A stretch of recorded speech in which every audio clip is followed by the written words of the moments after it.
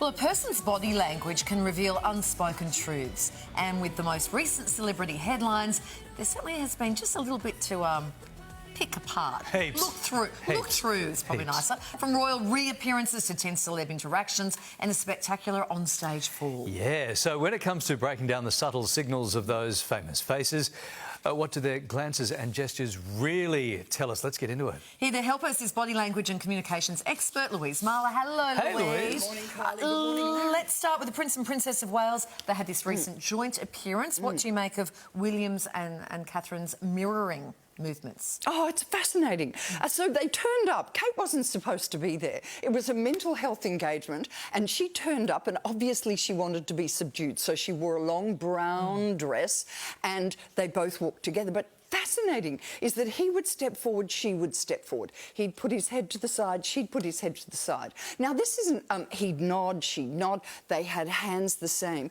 This isn't really mirroring, it's total rapport, because one of them doesn't lead the other. They just do it at the same time. And I think that through the hardship that they've been through, what's happened is they have forged a strong metal where they are a completely united team. Yes. Yeah, I don't understand why they do that. It feels... Do you think it feels a bit forced? Look at you two. I think it feels.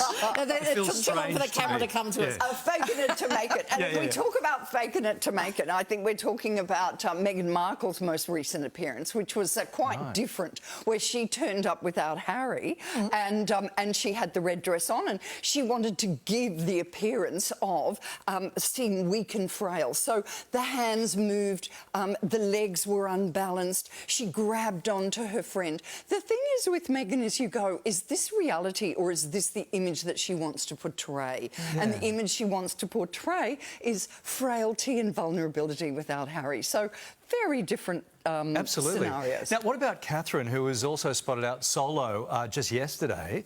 What do you read about her?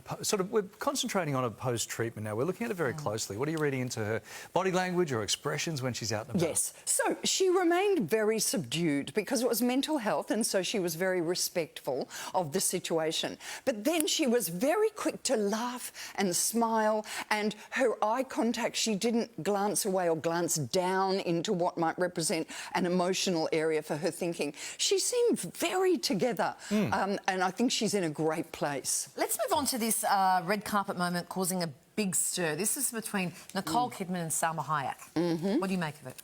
Wow, how embarrassing.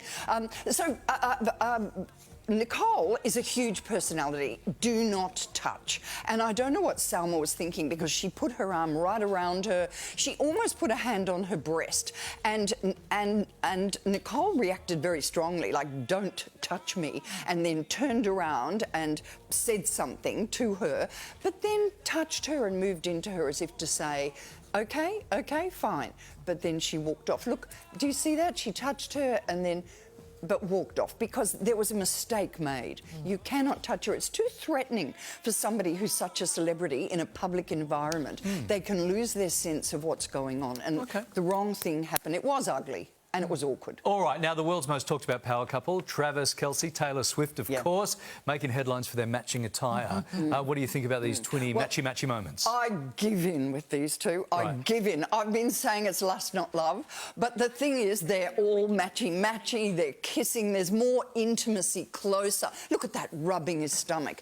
What is that about? They're wearing checked outfits, they're wearing the same necklaces, they're doing everything together, and it's gone on. There they are wearing the same necklaces. They've gone on for some time, and now they're meeting up with friends as well. And I think the indicators are there that there's a relationship. Oh, so it's right. So I think it's serious. You've pivoted. Right. You've pivoted. She has pivoted. I'm changing. I think it's on. Let's move on to Olivia Rodrigo. She's joined a long list of stars to have had an onstage fall. You like how she recovered from this? This was in Melbourne. Louise? And she said, yeah, she fell. That was a dangerous fall. I think she fell about 5 foot. She smacked her arms.